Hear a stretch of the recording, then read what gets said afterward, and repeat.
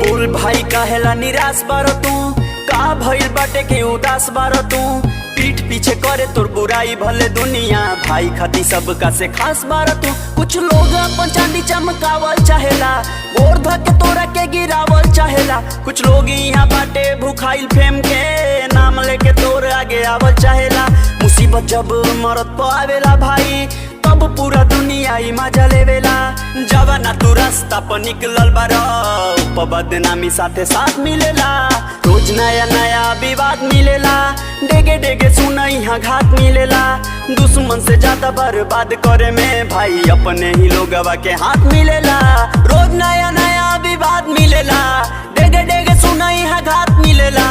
दुश्मन से ज्यादा बर्बाद करे में भाई अपने ही लोगवा के हाथ मिलेला।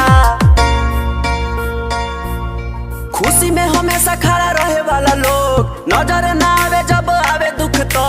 पीठ पीछे गाली या शिकायत करेला, फोटो डाल के लिखेला भाई फेसबुक पर।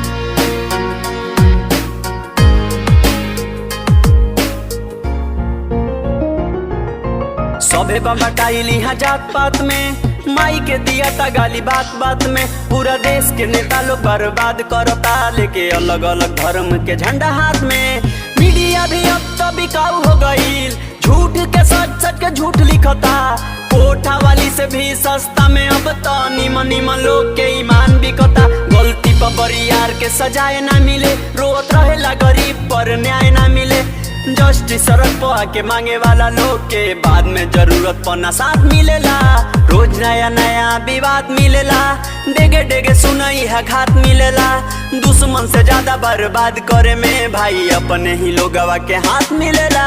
रोज नया नया विवाद मिलेला, डेगे डेगे सुनाई है घात मिलेला।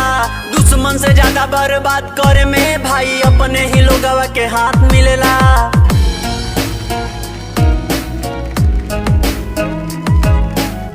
बहुत अच्छा गाया यार, outstanding. For more updates, subscribe to our channel, click the show links and enjoy watching the videos.